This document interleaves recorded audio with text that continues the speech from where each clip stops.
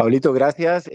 María Camila, felicitaciones. Una gran conferencia, un muy buen hilo conductor, muy bien diagramada y obviamente con mensajes bastante claros. Creo que es un tema de mucho interés para todos. Tocaste los vacíos del conocimiento, digamos, muy bien, el tema de probióticos y otras cosas que mencionabas. Entonces, nada, felicitaciones y ningún comentario puedes adicionar, Pablito. Muchas gracias. Gracias, profe. Profe Perdomo está por ahí, que le encanta este tema y tiene una pregunta.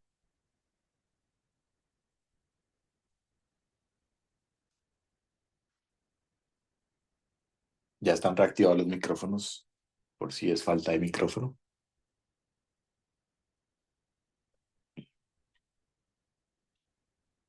No. No sé si alguno de los profesores quisiera hacer alguna intervención del tema.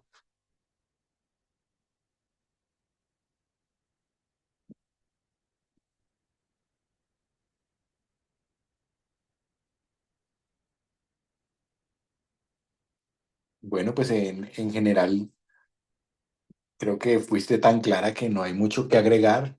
Eh, sí, realmente hemos visto con los años la tendencia a ser más insistivos en la nutrición enteral de forma temprana, bajarle un poco a la fiebre, digamos, del conteo calórico y esa obsesión inicial por tratar de contar, sino póngale algo rápido, pero póngaselo.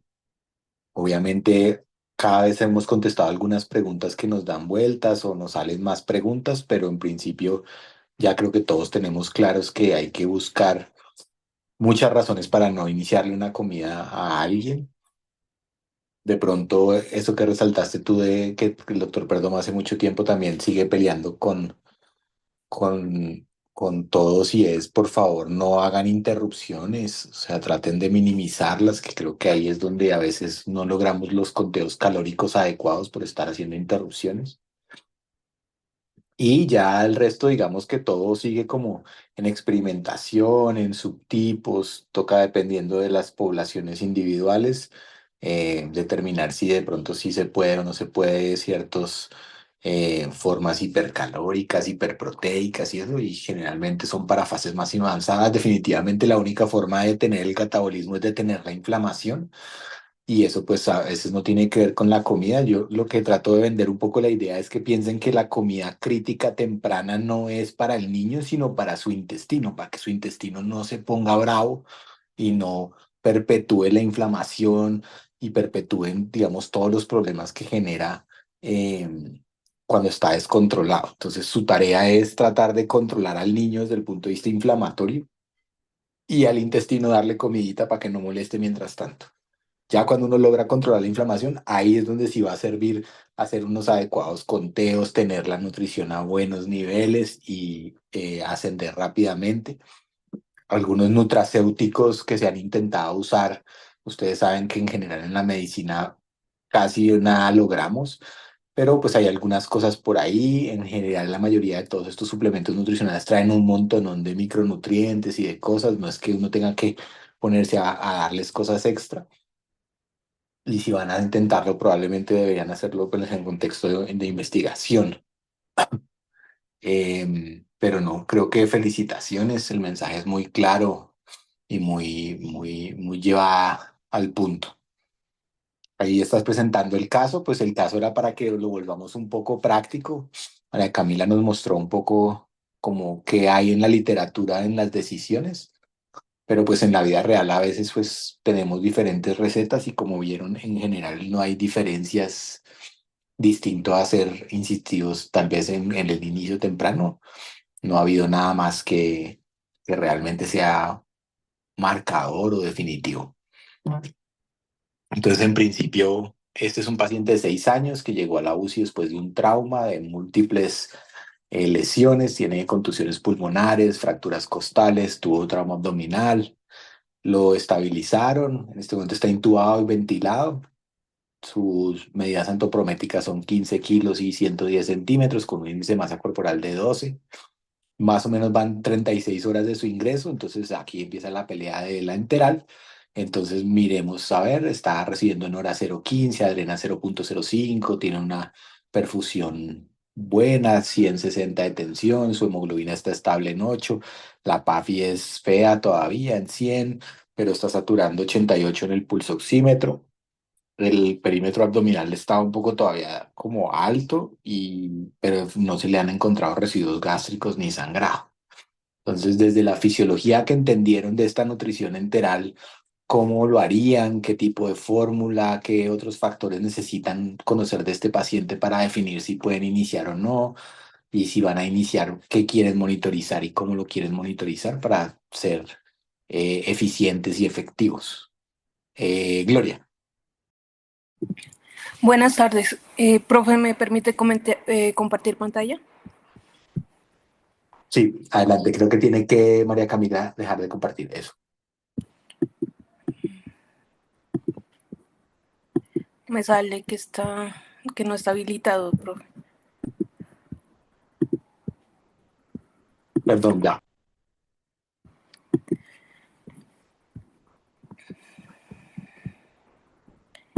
Ahí pueden ver mi pantalla. Sí, ahí estamos viendo tus diapositivas. Listo. Bueno, primero yo hice como al revés, coloqué como la parte fisiológica. Eso es un resumen muy resumen de lo que, pues, de todo lo que nos explicó ahorita María Camila. Entonces tenemos un paciente que está en una condición crítica que vamos a esperar que tenga una reacción inicial de protección, básicamente medidas para tratar de sobrevivir en el punto en el que todos los mecanismos que se utilizan previamente es para tratar de mantener un suministro de oxígeno y de energía para órganos vitales. En este punto esperamos que el sistema gastrointestinal pues sufra porque va a tener cierto grado de hipoperfusión. Entonces en la fase aguda, que es donde vamos a estar más o menos saliendo de la fase aguda a una de un poco más de estabilidad como la que hablamos hace un momento del paciente, pues vamos a tener las alteraciones endocrinas, inmunológicas y metabólicas que pues están orientadas para minimizar el daño inicial dado por la patología aguda. Obviamente va a haber un suministro de energía y de proteínas comprometido y aquí es importante resaltar que de todas maneras, como hablamos hace un momento, no es dar mucho, sino saber dar una nutrición adecuada porque también hay una falla en la utilización de esa energía, con posibilidad de que tenga efectos secundarios adversos el inicio de una nutrición por la vía que sea considerada. Va a haber un esfuerzo máximo para suministrar una adecuada cantidad de energía, perdón, y eso está dado por unas regulaciones a nivel hepático y endocrino que va a permitir mantener los niveles de glucosa, pero a expensas de degradación muscular o posible pérdida de proteínas. Y ahí fue donde hablamos hace un momento del balance nitrogenado. Entonces, pues el apoyo que intentaríamos dar es para minimizar ese balance proteico negativo sin dar pues el aporte excesivo para tratar de mantener la parte funcional del intestino. Basado en eso, pues eso es más o menos lo que yo consideré en el caso. Inicialmente tenemos de base un paciente de 6 años que está con una desnutrición severa, que ya pone un marco principal pues más grave aún, porque ya tenemos una condición que va a desencadenar una necesidad y una respuesta más rápida de que si vamos a alimentarlo pronto o no. Y así también de qué tan rápido instaurar esa nutrición pues puede tener unas consecuencias como por ejemplo síndrome de realimentación, que ahí sería un panorama complejo porque estamos en un evento agudo, pero en un paciente que ya tiene algo crónico. El contexto agudo, pues que está politraumatizado, que tiene una contusión pulmonar y un traumatismo abdominal. Entonces ya tenemos el soporte que está con ventilación mecánica, que está un choque que está aparentemente compensado en este momento porque estamos en fase de estabilidad y el trastorno del que hablamos hace un momento, del trastorno de la oxigenación severo. ¿Qué preocupa pues para iniciar esa nutrición, para iniciar la enteral? Una, que el paciente está desnutrido y eso nos obliga a pensar rápido en que no tiene una reserva energética suficiente para responder a la condición aguda y por tanto va a empezar a hacer la autofagia de una manera más rápida. Entonces tenemos que decidir rápido cómo lo vamos a nutrir para bloquear ese estado hipercatabólico. Y la otra es que el aumento del perímetro abdominal en un paciente politraumatizado con trauma cerrado de abdomen pues nos hace considerar una que sea secundario a un trauma directo, a una lesión directa de alguna víscera, o también que cierto grado de lesión se va a presentar así no haya ruptura de víscera hueca, pero el inicio de una enteral de una manera muy agresiva pues podría tener sus consecuencias deleterias. Entonces uno ahí busca más o menos en la literatura qué tanto compromete la hipoxemia y el choque dentro de las condiciones del paciente críticamente enfermo y el inicio de la enteral. Pues obviamente en choque está muy demostrado que hay que esperar a que haya la estabilidad para iniciar. En ese punto la tenemos, entonces chequearíamos esa parte de la lista y podríamos iniciarla. Y la parte de la hipoxemia, pues estamos ahí en el borde de del trastorno de la oxigenación severo. Entonces, pues ahí es una cosa que tendríamos que considerar para la manera o el volumen en el que lo vamos a iniciar. Hacia adelante, pues que tranquiliza que el paciente ya está en la etapa de estabilidad, por lo que nos narra la historia y por el tiempo de evolución, y que no haya residuos gástricos, que es una de las maneras de monitorizar, aunque ya no es tan utilizado y es menos específico, y que no haya sangrado. Entonces, de ahí, ¿qué debo hacer? Pues mantener la estabilidad hemodinámica, tratar de mantener una mejor oxigenación y si no hay evidencia clínica ni imagenológica o en el punto de que sea necesaria una revisión quirúrgica, si sabemos que no hay una lesión o lo más probable es que no haya una lesión directa, pues considerar el inicio de la enteral y vigilar. Obviamente eso es vigilar y tratar de tomar decisiones si aparece alguna cosa que no nos guste.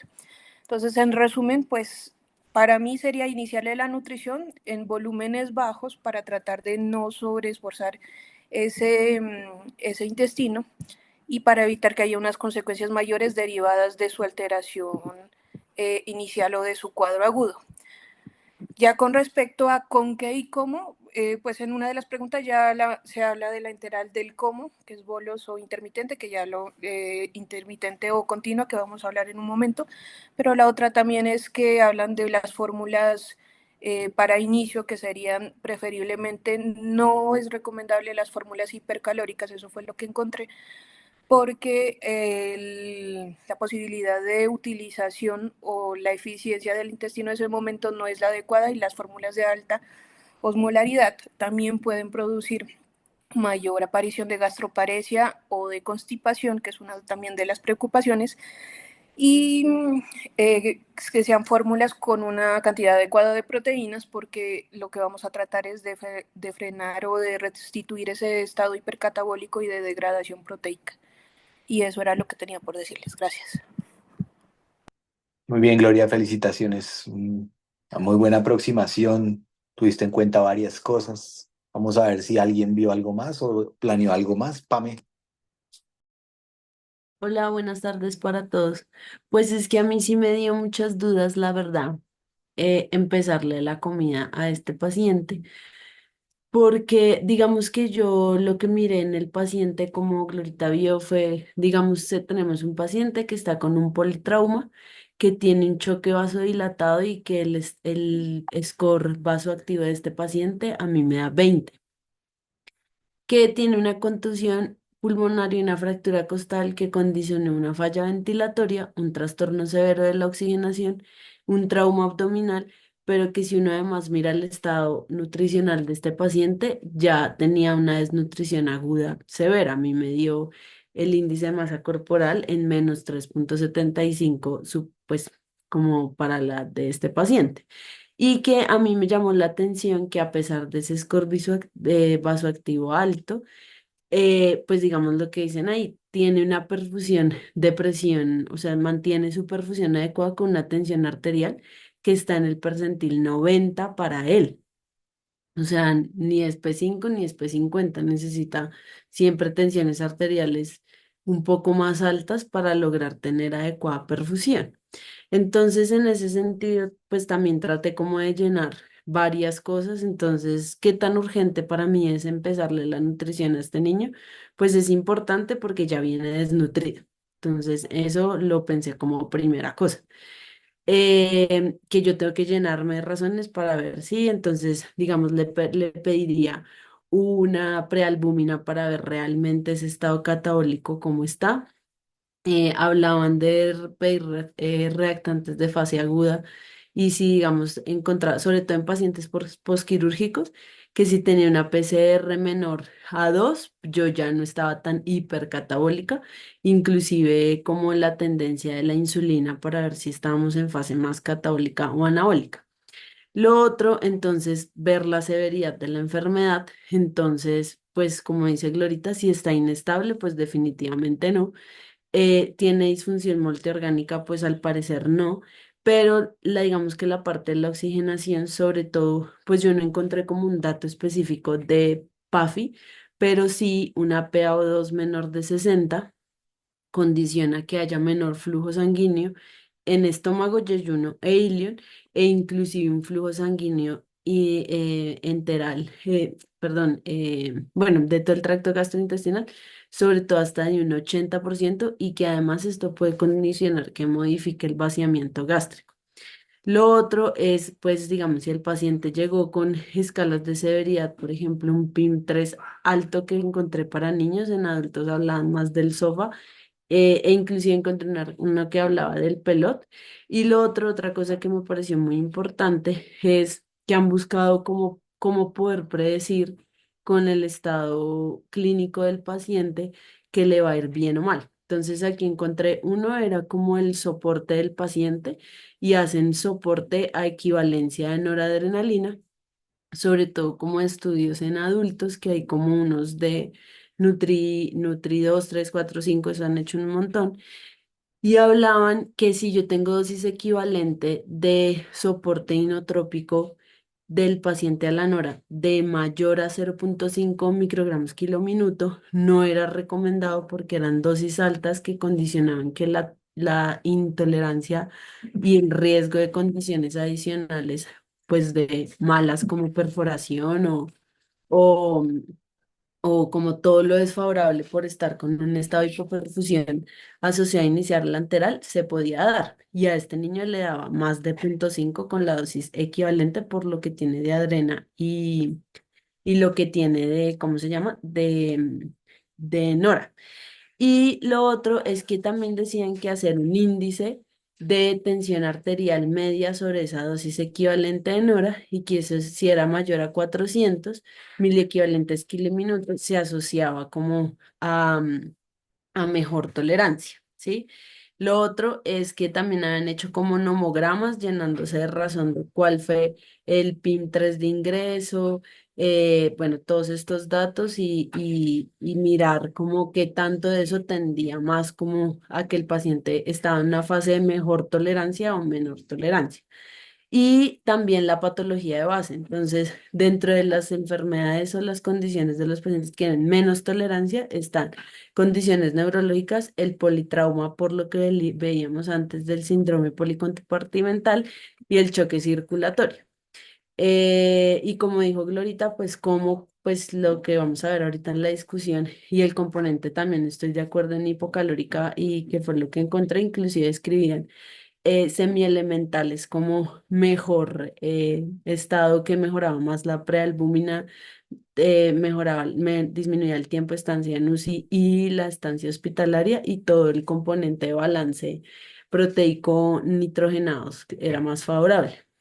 Entonces, pues yo la verdad, con todo eso que leí, aunque inclusive decían como que no podía hacer, ahora están estudiando escalas en ecografía, pues yo siento que el paciente con eso que yo leí no estaba demasiado favorable para empezar empezar la parte nutricional. O sea, a mí me daba un poquito de miedo empezarle comida a este paciente.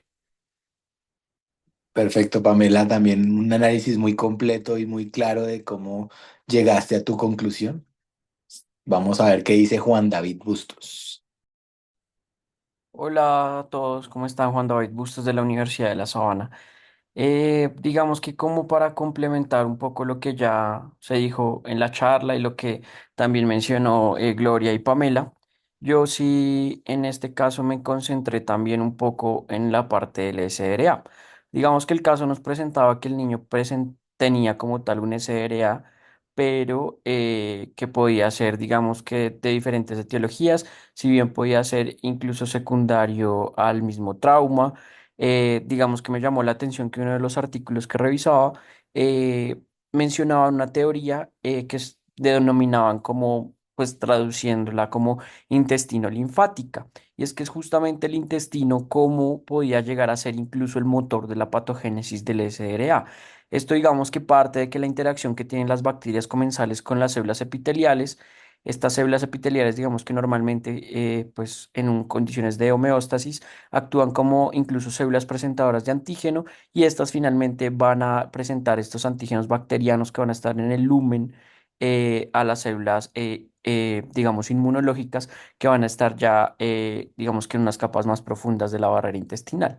Sin embargo, cuando tenemos, por ejemplo, una noxa o una pérdida de la regulación en la interacción epitelial, como por ejemplo en el caso del trauma o pacientes que tienen mucho tiempo en ayuno, incluso mucho tiempo entendido como incluso 24 48 horas, que empieza como tal la atrofia de la mucosa intestinal, se disminuye la altura de las vellosidades y las profundidades de las criptas. Lo que puede pasar es que en general se produce apoptosis de estas células epiteliales con una mayor permeabilidad intestinal, con activación como tal del tejido linfoide, y esto va a llevar a una amplificación de la respuesta inflamatoria que puede afectar lugares distantes como los pulmones y los riñones y que de hecho comparte una fisiopatología incluso similar de SR indirecto a lo que uno vería en un paciente que incluso tiene pancreatitis.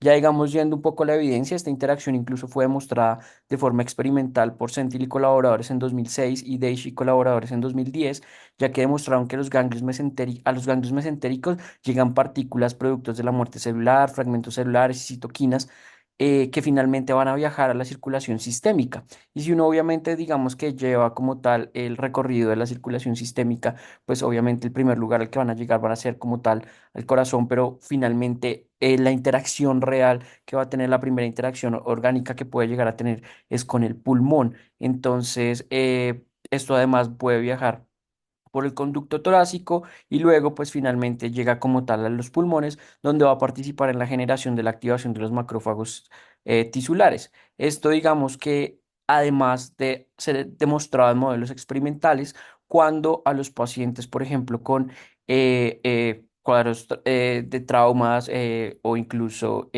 otro tipo de etiologías, lo que pasaba es que se identificaba incluso de forma predominante a nivel pulmonar algunas bacterias que predominaban en la microbiota y que no eran identificadas rutinariamente en sujetos sanos, como las pertenecientes al filum Bacteroides, que normalmente pues están como en la microbiota, lo cual da más pie a justificar, digamos que toda esta lesión intestinal va a llevar finalmente a que pueda incluso haber un SDRA indirecto.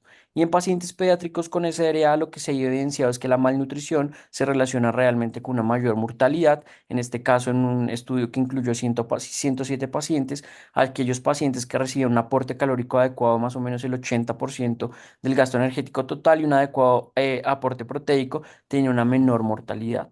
Por lo cual yo creo que si uno se va únicamente al contexto, si uno mira en parte el contexto del SRA, pues decir como no, es que seguramente fue secundario el trauma o seguramente fue secundario, es indirecto secundario pues a la posible lesión intestinal y que yo lo estoy perpetuando, etcétera, pues digamos que no se puede tener como tal una respuesta correcta, ya que pues si encontré digamos las escalas similares a las que habla Pame y definir como tal en un momento específico en el cual debería iniciar la nutrición enteral, pues no es tan sencillo.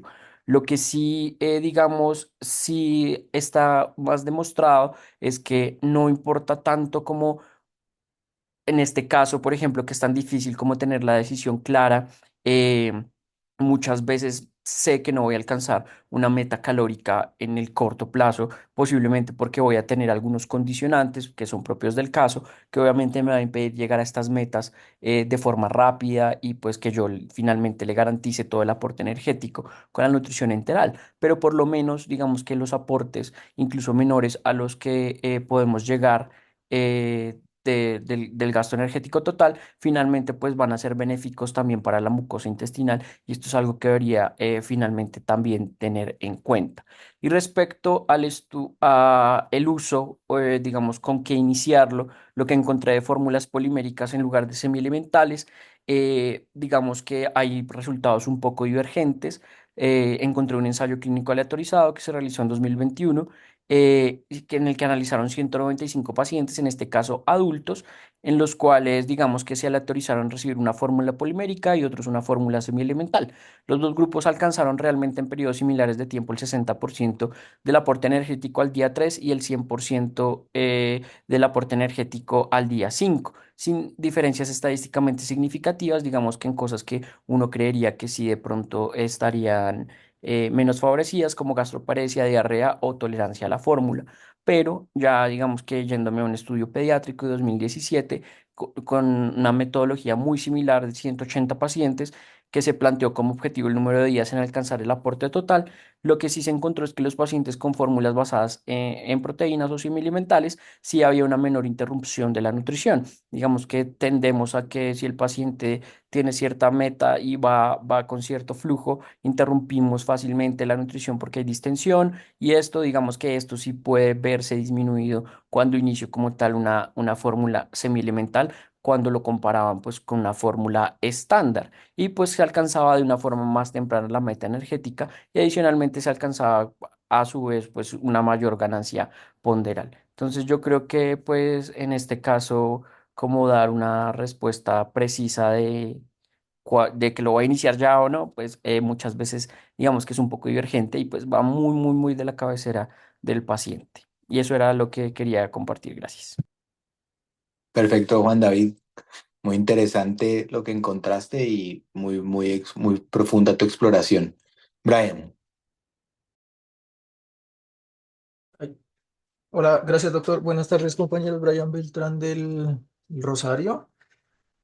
No, gran parte ya lo han hablado mis compañeros y Cami dentro de su charla. Yo solo quería agregar dentro de lo que desarrollé de este punto es qué otros parámetros deberíamos tener en cuenta que tal vez no están descritos dentro del caso clínico y que me hacen pensar en qué tipo de nutrición iniciar y qué aporte calórico dar. Uno es que estamos ante el contexto de un niño en un choque séptico que de entrada puede estar hiperglicémico, entonces tendría que evaluar, digamos, las curvas de la glicemia, si está o no con necesidad de soporte, por ejemplo, con hidrocortisona en el caso de un choque refractario. Eh, ya lo han dicho, el estado nutricional basal, que en este caso era un paciente desnutrido, y yo encontré dentro de la revisión bibliográfica cómo usaban en la capnografía volumétrica, que ya cuentan o ya viene incluida dentro de algunos sistemas de ventilación mecánica y cómo se analizaba esa curva de capnografía volumétrica en función del posible espacio muerto, del posible gasto cardíaco del paciente y por ende del consumo energético. Obviamente en este caso es un poco menos discriminable porque estamos ante el contexto de un SDRA, pero en los casos de politraumatismo sin compromiso pulmonar o el paciente crítico cuya patología primaria no sea pulmonar, digamos que y esté ventilado, podría ser una forma de evaluar también el consumo energético y qué tanto puedo re- reemplazar esa necesidad calórica o empezar un porcentaje un poco mayor o menor dependiendo del consumo energético. Y de lo que también han dicho y que acaba de decir Juanda, si se muestran los estudios, encontré uno que era como un estudio de revisión sistemática en varias unidades en China, donde ellos evaluaban que muchas de las causas de suspensión de la nutrición enteral en el contexto del paciente que estamos aumentando volúmenes de aporte calórico es uno, que no se logren las metas energéticas con los volúmenes que se acoplen a la patología del paciente en el contexto de evitar la sobrehidratación o que tenga alguna causa de restricción hídrica. Dos, la distensión abdominal, pero como hallazgo clínico único y digamos que es importante, como nombraba un poco Gloria dentro de su algoritmo, tratar de objetivizar esa distensión abdominal, porque esa serie, por ejemplo, y algunos de los otros artículos que encontré decían muchos de los desenlaces de esa distensión abdominal nunca hablan de hipertensión abdominal o de alguna complicación netamente del aparato intestinal que contraindicara el continuar la nutrición enteral. Entonces, tal vez sea buena idea pues hacer objetiva la medición de la presión, hacer objetivo con alguna imagen, incluso sin la necesidad de tener que suspender el el aporte enteral. Y aunque digamos que sí hay varios estudios en cuanto al uso de prácticas en la nutrición enteral que mostraban que el residuo gástrico no está en desuso, pero no tanto porque no tenga una aplicabilidad clínica, sino por lo dispendioso que se vuelve en la técnica o la medición rutinaria en el seguimiento del paciente. Pero empiezan a aparecer algunas mediciones de residuo gástrico que se puede hacer a pie de cama con ecografía y que tal vez puedan favorecer esta medición para hacer el seguimiento en cómo voy aumentando estos volúmenes de la nutrición enteral. Porque digamos que la guía grande que tenemos de la EBSGAN, como lo nombró Cami, que es 2017, sí lo tiene indicado dentro de sus recomendaciones que debería medirse de forma más rutinaria, pero cuando hacen análisis de la aplicabilidad de esta recomendación, casi que solo el 30% de las unidades o en el 30% de pacientes críticos se hace un seguimiento objetivo de cuándo aumentar o cuándo disminuir el aporte total enteral. Solo quería adicionar esas cosas. Perfecto, Brian, muy al lugar tus adiciones a todo lo que han dicho. Creo que pues fue una revisión muy exhaustiva de todos ustedes y miren diferentes escenarios y diferentes posturas. Obviamente lo importante aquí era que fueran muy individualizados y muy ligados al caso y vieron cómo había una cantidad de factores que podían aumentar o disminuir el riesgo y tanto así que algunos sí le darían de comer y otros no. Además de todas las demás preguntas de con qué, cómo, a qué velocidad, cuándo es. Entonces, pues vean que de todas maneras la nutrición enteral hoy en día es un tema que hay que estudiar, que hay que profundizar, que hay que tener muchos factores a la mano para tomar la decisión, que hay que individualizar. En general, lo único que diría adicional a todo lo que ya dijeron es, pues en principio tengan cuidado que los factores, digamos, de riesgo, los factores de atenuación, mucho tienen que ver con tolerancia, no con aumento de complicaciones. Entonces, piensen a veces que cuando haya incertidumbre o cuando haya algunos factores que sí, que no, un poco a la postura, por ejemplo, de Pamela, pues es probable que valga la pena que hagan el intento y hagan un intento de alimentación y pues de pronto sean más rigurosos en la monitoría, más frecuentes en la monitoría, de pronto puedan utilizar menor dosis en este paciente que pueda tener realimentación, tener cuidado, etcétera, etcétera. Pero en principio, casi siempre en la balanza debe haber algo muy pesado y muy fuerte en contra como para no empezar.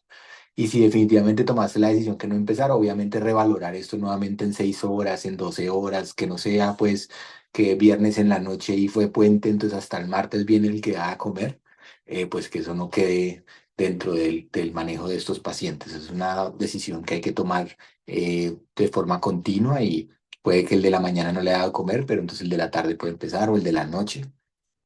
Y si tienen metas claras, creo que se puede lograr. La siguiente pregunta, pues también ya Camila les dio una abrebocas y es la pelea de los bolos y la alimentación continua. La idea es que sea como un debate, entonces habrá algunos que escogieron una o escogieron otras. La mayoría de las que leímos de lo que mandaron, pues en general no quisieron coger postura, sino defender ambos lados, pero la idea era que hubieran escogido una postura y lo hubieran defendido con la literatura o con lo que hubieran encontrado como respuesta.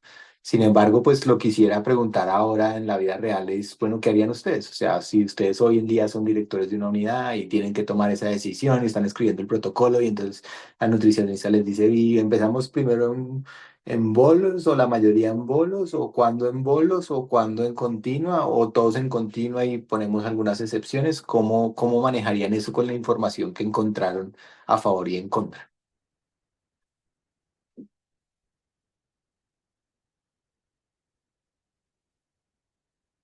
Pame.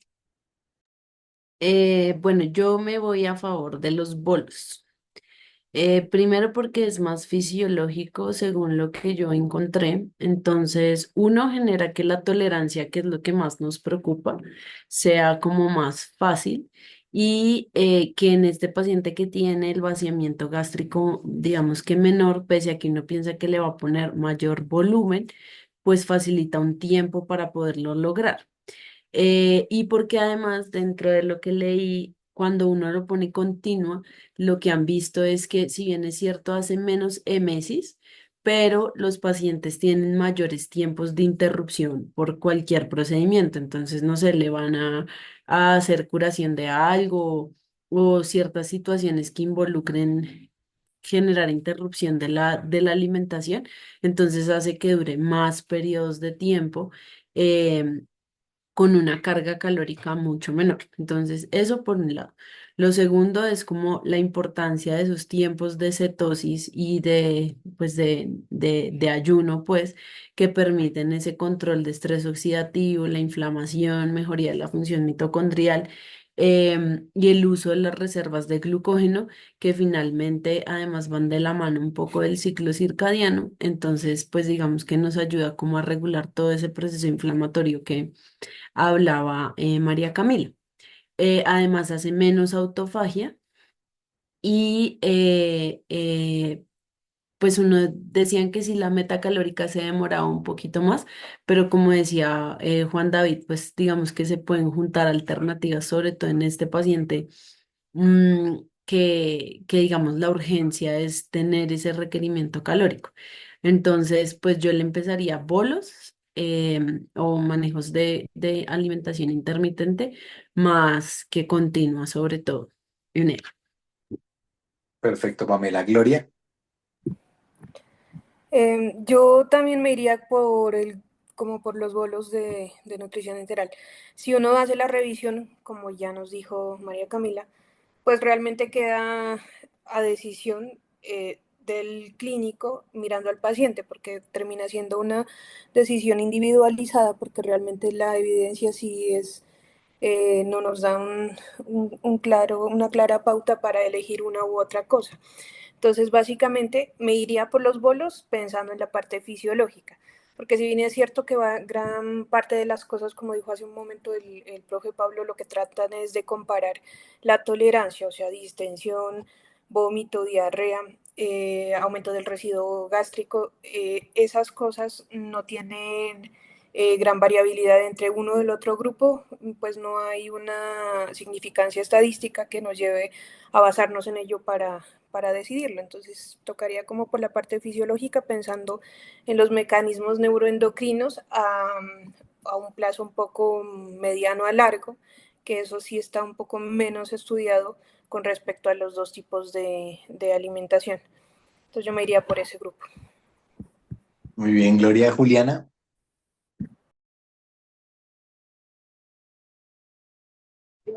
Profe, ¿cómo está? Yo creo que pues eso finalmente depende cómo esté el paciente. A mí hay algo que del caso clínico que me llama la atención y es, digamos que pues como ya revisamos el residuo gástrico y pues la distensión abdominal no es que sean, o sea, no es que tengan una buena evidencia en cuanto a distensión o no distensión y de tolerabilidad, em, pero también pues digamos que dentro de las desventajas pues estaríamos hablando de volúmenes un poquito más altos. Y también, digamos que en relación con los bolos, se ha visto que tienen también aumento de los episodios de diarrea. Esto obviamente también relacionado con qué tipo de fórmula estamos utilizando, dependiendo de la fórmula, porque hay fórmulas que son, digamos que osmóticamente, digamos que su carga osmótica es un poquito más eh, elevada y eso lo que permite es que o sea, pues digamos que se producen más episodios de diarrea. Em, pero esto también está relacionado con, pues, que es más económico, que el tiempo de llegada al aporte calórico que necesita el paciente es mucho más corto y se ha visto que está relacionado con disminución del destete ventilatorio y es un patrón de alimentación más fisiológica. Inicialmente, eh, realmente, bueno, los bolos también están relacionados con que, pues, necesitamos a alguien que se los dé. Entonces, esto también implica que alguien del personal de enfermería esté pues pendiente de los bolos del paciente y que no se le pase pues el tiempo de los bolos porque pues eso finalmente lo que haría es que en los próximos bolos no solo se corre el tiempo, sino que también se, pues digamos que se le daría menor volumen al que necesita ese paciente. Yo creo que finalmente, dependiendo de lo que nosotros podamos tener en la unidad, por fisiología sí serían los bolos, pero si tenemos mucha gente, pues digamos que si la unidad es una unidad bastante crítica, pues que no tendríamos la posibilidad de tener tantas personas en relación con los pacientes, pues también podríamos iniciar infusión continua. Bueno, muy bien, Juliana. Carolina, Hola, buenas tardes. Carolina Casas de la Universidad de La Sabana. Yo sí me voy un poco más hacia la posición de la alimentación en infusión continua. Primero, pues sí, centrándonos en el caso del paciente, siento que es una forma en la que uno puede controlar un poco mejor y ver esos síntomas que de pronto cuando vemos síntomas de intolerancia gastrointestinal también nos puede estar hablando de hipoperfusión y podrían ser signos tempranos que nos permitirían pues como enfocar un poco mejor.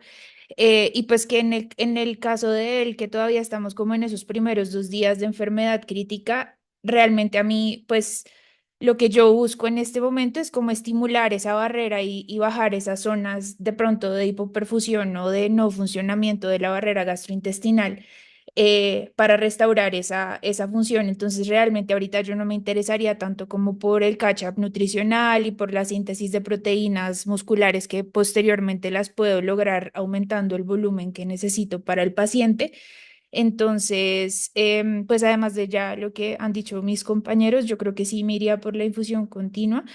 Em, y pues sí, como decía Juliana, realmente operacionalmente en una unidad, pues este modo de alimentación necesita de pronto menos tiempo y menos personas y yo me sentiría con lo que leí, con todo eso, porque igual la evidencia pues no es como muy conclusiva, me sentiría más segura monitorizándolo si estuviera en infusión continua y pues a bajas dosis. muy bien, Carolina. Y Juan David. Hola de nuevo.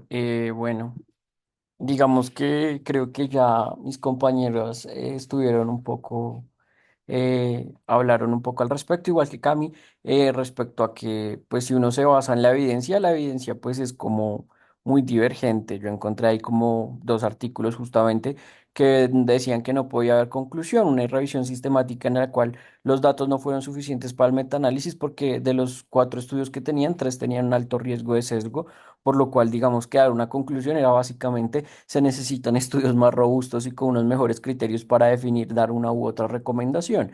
Y la otra era como un ensayo de casos y controles en el cual, digamos que eh, daban como una mejor tolerancia con la alimentación continua, pero cuando comparaban los bolos como que aumentaba la mortalidad. O sea, fueron unas conclusiones súper locas y divergentes que realmente que a uno le soporten un poco el qué hacer, pues es difícil. Entonces mi postura sí fue un poco tibia al respecto y era como básicamente no irme frente a una u otra postura. Si me preguntan personalmente, digamos que las personas que defendían un poco lo de la infusión continua, tiene algo, digamos que de sentido en lo que va al respecto, que si tengo un paciente que tiene, digamos que un gasto energético aumentado, con un catabolismo también aumentado, pues digamos que justamente lo que decía Caro, como buscar el catch-up nutricional, ese no es el momento, porque no tengo, digamos que todo el esqueleto metabólico para favorecer un metabolismo anabólico, es decir, el procesamiento de pronto de grandes cantidades de volumen en el caso de los bolos en un momento dado, va a ser muy difícil que el paciente finalmente tenga una mejor tolerancia y es justamente por estos motivos de tolerancia que muchas veces nos demoramos más incluso en lograr finalmente nuestras metas calóricas, ya cuando el paciente incluso ha superado como tal la fase crítica de la enfermedad. Entonces, si el paciente todavía, digamos, está en la fase aguda, todavía, digamos, está gastando demasiado en tiene un débito energético importante, secundario al choque o secundario a la sepsis, etcétera, en este caso al trauma, pues digamos que ofrecerle una gran cantidad, un volumen un poco más alto en un bolo puede que sea un poco más complejo en el sentido de la tolerancia, que sería como mi criterio, como para tomar un poco la postura, que si me preguntaran, pues de pronto sí estaría un poco más a favor de la infusión continua, sin ser, digamos que 100% efectivo. Si me preguntan, sería como un 51-49 más o menos de postura. Pero pues eso fue básicamente lo que encontré. Gracias. Muy bien, Juan David. Entonces, como ven, pues hay diferentes posturas y posiciones y cada quien se argumenta un poco. La vida real probablemente habrá que decir que no es tan individualizado como uno se lo imagina. En general, las unidades toman una u otra decisión, tiende a hacer cosas mucho más operativas, a cómo les gusta, por escuela, por grupo, más que realmente haya, digamos, gran variabilidad en la manera en que se usa. Y pues cada escuela escoge unos argumentos y otros. En principio, probablemente no hace tanta diferencia en algún punto, sobre todo desde el punto de vista de la fisiología y del impacto que tenga en la tolerancia. Pero pues pueden tomar cualquiera de las dos decisiones. Lo importante era que vieran que los que defienden una postura y los que defienden otra postura tienen argumentos a favor o en contra.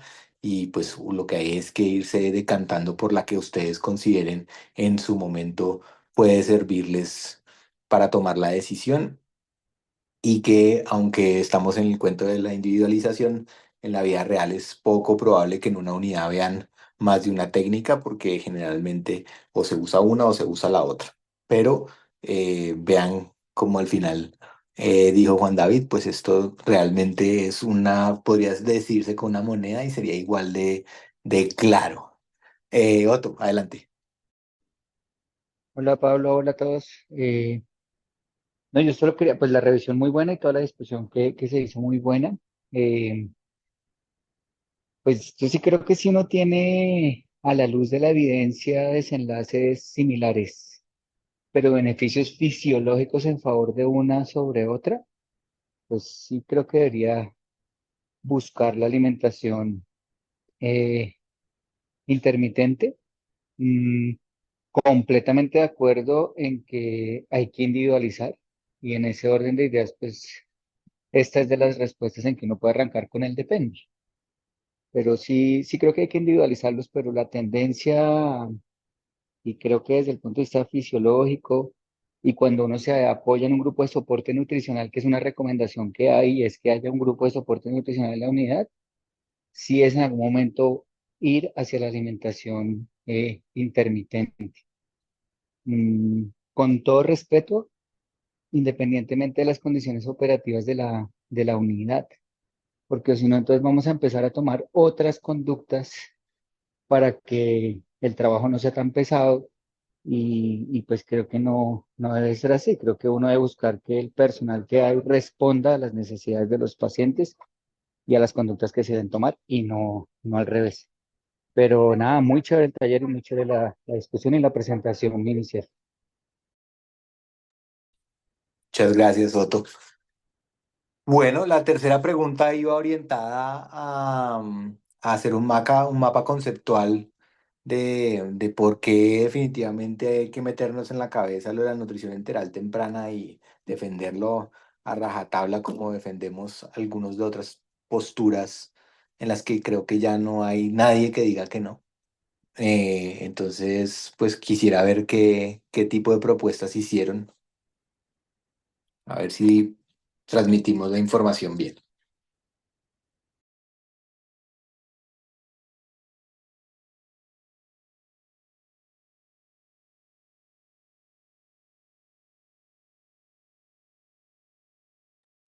Dale, Pamelita. Bueno, voy a compartir. Ahí ven, ¿cierto? Sí, perfecto. Pues yo le hice como muy sencillo porque siento que en las anteriores preguntas habíamos como ya como mencionado varias cosas. En general, los beneficios de una nutrición enteral temprana en la parte gastrointestinal es todo el soporte de la microbiota, la defensa de la barrera intestinal, ese eje simbiótico que habló María Camila al principio, el flujo esplácnico mejora.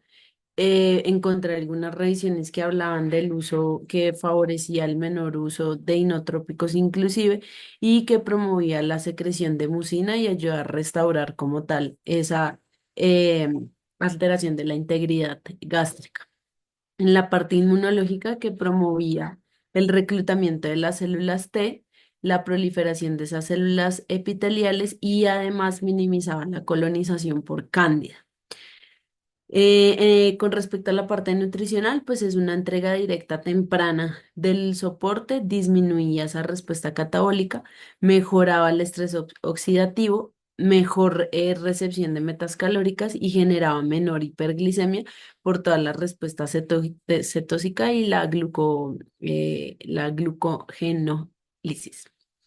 Y como en desenlaces clínicos y pues evaluación como de estudios de desenlaces, decían que tenía más días libres de UCI, más días libres de vasopresor, menor duración de la ventilación mecánica, menor estancia en general hospitalaria y también menor mortalidad. Entonces, pues definitivamente, pues siempre que se pueda, como llenando de todos esos argumentos que mencionamos anteriormente, pues se debería empezar. Y digamos, una de las cosas que sí me llamó la atención dentro de lo que leí es que como que a veces, o en lo personal, mi experiencia, hemos visto, pues yo he visto y en lo que uno hace, que es como a veces un poquito folclórico en la cantidad y como que no hay como, o no, uno no tiene claro ese volumen. Entonces, de lo que leí es que uno debería garantizar por lo menos el 25% de las kilocalorías totales que uno le quiera dar al paciente y que eso se debe dar dentro de las 24 o 48 horas y que eso es lo que se define como un inicio de una enteral temprana para que cumpla como estas condiciones como tal, como adicional a esto. Como Muy bien, Pamela, muy clara y muy bonita el diagrama. Creo que dice muy bien y resume muy bien lo que estábamos hablando. No sé si alguno quiere mostrar otra versión. No, al fin no respondieron la pregunta del profe Perdomo si tenían experiencia en percutánea, enteral percutánea. No sé, profe Perdomo, si quiere hacer alguna intervención. Creo que al principio estaba teniendo dificultades tecnológicas.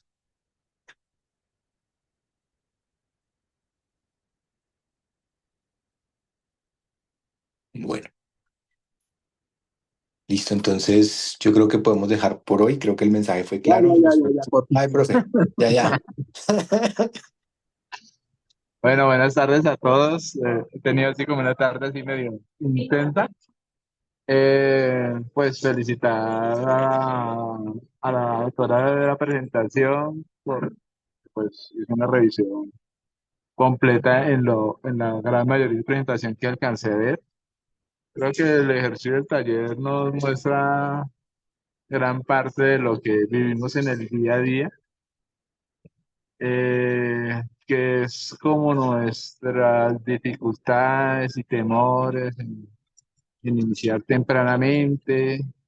Yo creo que gran parte de la charla de hoy es tratar de entender que la forma natural de alimentación de los humanos es a través del trato gastrointestinal, el que incluso en condiciones que hace unos años considerábamos muy desfavorables, los niños después de alcanzar algún grado de estabilidad pueden tolerar la nutrición entera. Me preocupa que yo lo vivo en el día a día, la facilidad extrema para suspender la alimentación integral. Me podría escribir un libro de 1001 razones para suspender la alimentación integral y lo haríamos más rápido que 1001 razones para cancelar una cirugía. Entonces, tratar de insistir, yo molesto mucho en el cuento de que el perímetro abdominal no debería ser la medición que nos determinar si un paciente puede o no continuar con alimentación entera. Si tenemos dudas, si el paciente lo justifica, pues hacer una medición de la presión abdominal es mucho más adecuada y nos lleva a decisiones con respecto a progresar o detenerse, o incluso cancelar la alimentación integral de una manera un poquito más objetiva y tratar de progresar de manera no tan lenta. Hay veces que uno ve que los incrementos son de 1 mililitro por turno, igual así que el niño nunca alcanza la meta que uno quiere antes de los 4 o 5 días. Entonces, si uno insiste en eso y favorece que tempranamente los niños reciban soporte nutricional y va haciendo los progresos, seguramente la facilidad con que muchos niños salgan adelante sin tanta repercusión nutricional, sin la tentación de poner nutrición parenteral de soporte que a veces la vemos con mucha frecuencia también. Entonces, insistir en eso. Gracias a todos por acompañarnos. Profe, muchísimas gracias, sabias palabras de salida. Creo que entonces dejamos ahí y nos vemos en 8 días para ver nutrición parenteral. Entonces, buena tarde para todos y muchas gracias.